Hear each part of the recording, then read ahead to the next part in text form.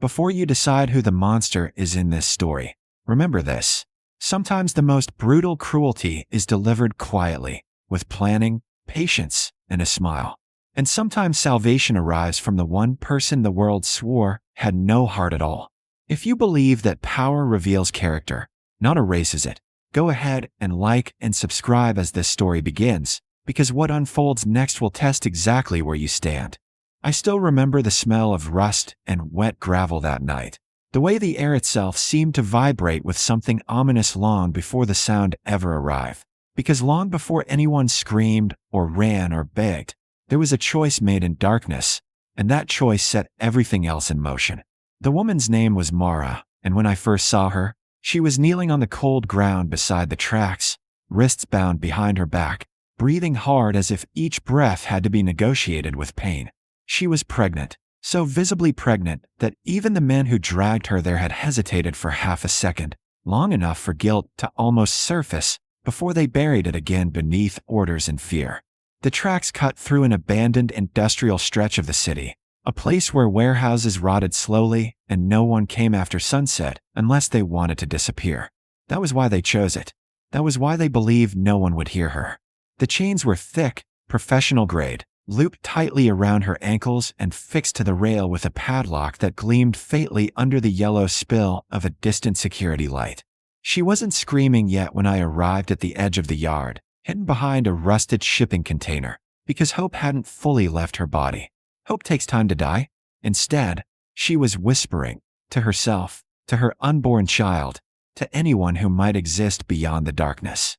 Her hands trembled as she tried again and again to shift her weight off her belly, panic sharpening with every failed attempt.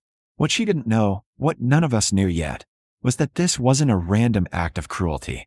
This was theater, a message written in iron and terror, designed for a single audience. Somewhere across the city, a man known for ending lives with a nod was being tested in a way no enemy had ever dared before. And the people who chained Mara to those tracks were convinced they understood him.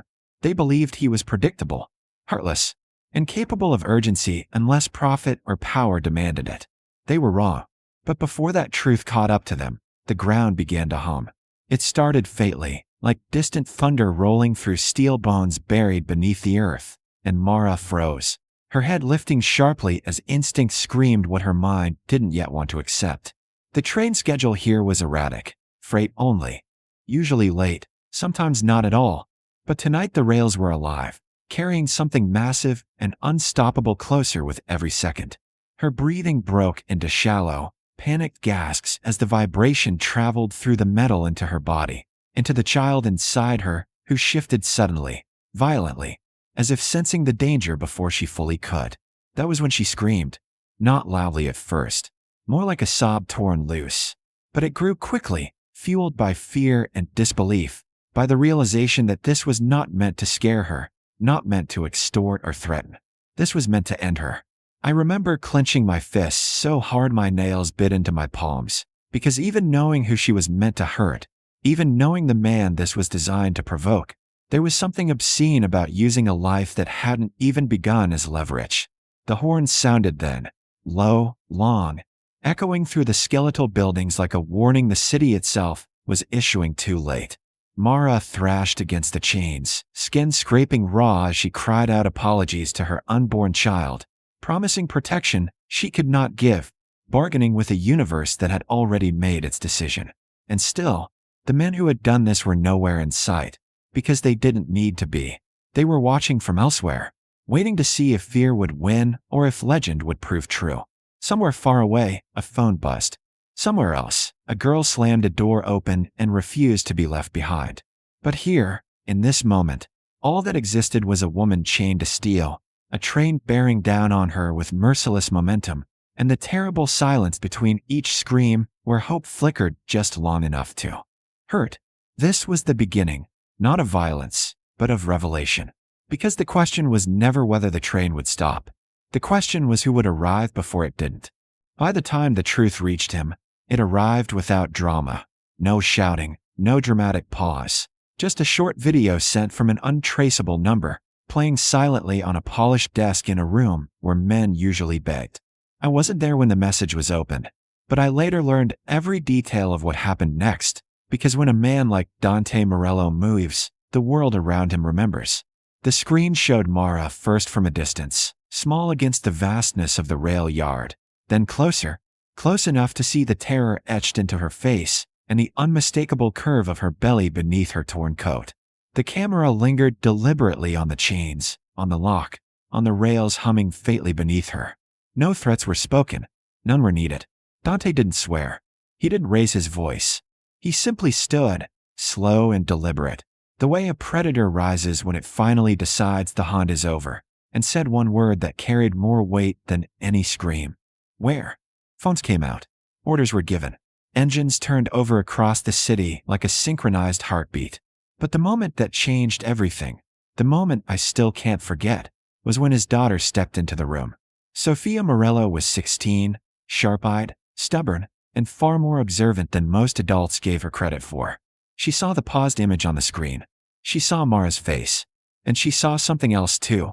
Fear in her father's eyes. Not for himself, not for his empire, but the kind of fear that only appears when someone realizes a line has been crossed that cannot be uncrossed. They're using her to reach you, Sofia said quietly, already understanding the game. Dante didn't answer. He was calculating routes, contingencies, betrayals. But Sofia moved closer, her voice hardening.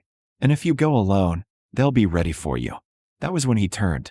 Anyone else would have been silenced instantly for that tone. But Dante only looked at her for a long moment, then nodded once. Get your jacket, he said. And just like that, the myth cracked open to reveal something dangerously human. By the time their convoy tore through the city, the train was less than 5 minutes out.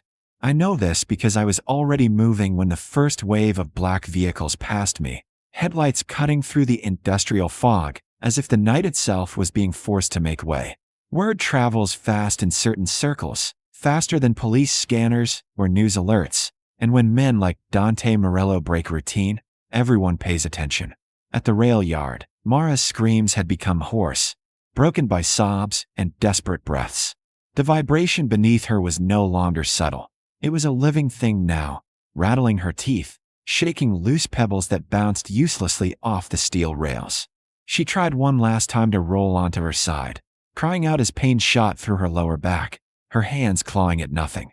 The horns sounded again, closer, louder, and she squeezed her eyes shut, whispering apologies over and over like a prayer she hoped might still be heard. That was when headlights flooded the yard. Not one car, not two, a storm of them. Tires screamed against gravel as vehicles skidded into impossible positions, doors flying open before engines had fully stopped. Men poured out, weapons drawn, scanning shadows. But it was the smaller figure that ran first, the one no one expected. Sofia sprinted ahead of everyone, her boots slipping on loose stones as she dropped to her knees beside Mara without hesitation. "Hey," she said urgently, voice shaking but steady enough to hold on to. "Look at me. You're not alone. I need you to stay with me." Mara's eyes flew open in disbelief, confusion cutting through terror as Sofia fumbled with the lock, her hands trembling too badly at first to get purchase.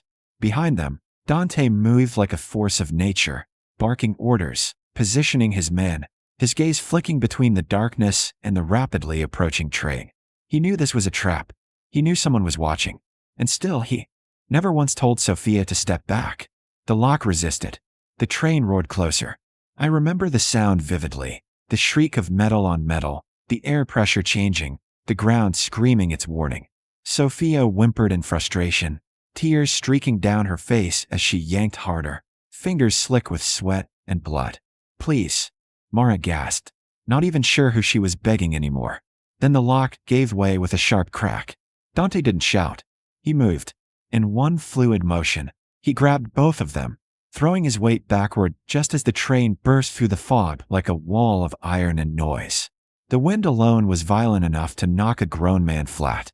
The cars thundered past where Mara had been chained less than a second earlier, sparks flying, horn blaring, the sheer force of it stealing all sound from the world for a heartbeat that felt endless. When it was over, there was only silence and crying. Sofia clung to Mara, shaking, repeating, "You're safe, you're safe," like she needed to convince herself as much as anyone else. Dante stood over them, chest heaving, his face pale in a way I'd never seen before. He knelt slowly, carefully, as if afraid the moment might shatter if he moved too fast, and draped his coat around Mara's shoulders. That was when she screamed again, not in fear this time, but pain. Real, immediate, undeniable. Sophia looked up, panic flooding back into her eyes. "Dad," she whispered. "Something's wrong." Dante didn't need an explanation. One hand went to his phone, another steadying Mara as she cried out, her body betraying her in a way that left no room for doubt. The baby was coming. Right there, on the cold ground, under the watchful eyes of men who had killed without blinking but now stood frozen, helpless witnesses to something far more powerful than violence. And somewhere in the distance, long after the train had passed, someone realized their message had been answered in a way they never anticipated. By the time dawn began to thin the darkness at the edges of the rail yard, the world felt fundamentally altered, as if something irreversible had taken place and the city itself was struggling to understand it. Mara's labor came fast and brutally, the kind that leaves no room for dignity or delay, and I watched as men who had once enforced Dante Morello's will with fear and bullets scrambled clumsily for blankets, jackets, anything that could soften the cold ground beneath her. Sophia never left Mara's side, her hands locked with hers, whispering encouragement with a fierce determination that didn't belong to a teenager, but to someone who had decided, irrevocably, that this life mattered. Dante knelt a short distance away, giving orders into his phone with terrifying calm. Ambulance rerouted, police delayed, routes secured. Yet every few seconds his gaze snapped back to the woman screaming on the gravel and the daughter holding her together. There was blood, more than I expected, dark against the pale stones. In a moment when Mara cried out that she couldn't do it, that she was too tired, that it hurt too much, and Sophia leaned in close and said something I couldn't hear, something that made Mara sob and nod and push again with a strength that seemed to come from somewhere beyond her own body. When the baby finally arrived, the sound that cut through the yard wasn't the echo of sirens or the murmured commands of armed men. It was a thin, furious cry that demanded existence. For one suspended second, everything stopped. Then chaos rushed back in. But it was different now, frantic and reverent all at once. Sophia laughed and cried at the same time, cradling the newborn with shaking hands as if she were holding something sacred. Dante closed his eyes, just briefly, and I swear I saw relief break through decades of cultivated steel. The ambulance arrived minutes later, lights flashing against the decaying walls, medics stunned into silence when they realized who stood knee-deep in gravel beside them. They moved quickly, carefully, lifting Mara onto a stretcher, wrapping the baby tight. And as they did, Dante stepped forward, his voice low but absolute. "No reports. No delays. You take them straight to San Luca. I'll handle the rest." No one argued. No one would have dared. As the doors slammed shut and the sirens carried mother and child away, the air shifted again, tension coiling tighter instead of releasing. Because this story didn't end with survival, it pivoted. Dante turned slowly, surveying the yard, the shadows, the men who had been foolish enough to believe cruelty would weaken him. "They wanted a message," he said quietly. "Now they'll get one." The retaliation was swift, surgical, and merciless, though much of it unfolded beyond public sight. Warehouses burned. Accounts froze. Allies vanished overnight. Those responsible were found. Not all at once, not loudly, but with a patience that made it worse. One man was discovered chained in an abandoned loading bay, unharmed but trembling, a phone placed just out of reach, playing a video on repeat, a newborn crying, alive and unstoppable. Another disappeared entirely, his name spoken less and less until it was as if he had never existed. Fear returned to the city, but it was a different kind, the kind that reminds people there are lines that must never be crossed. Weeks later, I saw Amaro again, sitting in a sunlit hospital room, her daughter asleep against her chest, the machines quiet, the danger momentarily held at bay. Sophia sat nearby, doing homework, her foot rocking the bassinet absently, naturally, as if this too had always been part of her life. Dante stood at the window, watching the city he controlled with an expression I couldn't read. When he finally spoke, it wasn't about vengeance or loyalty or debt. They thought I wouldn't come, he said. They thought I was only what they needed me to be.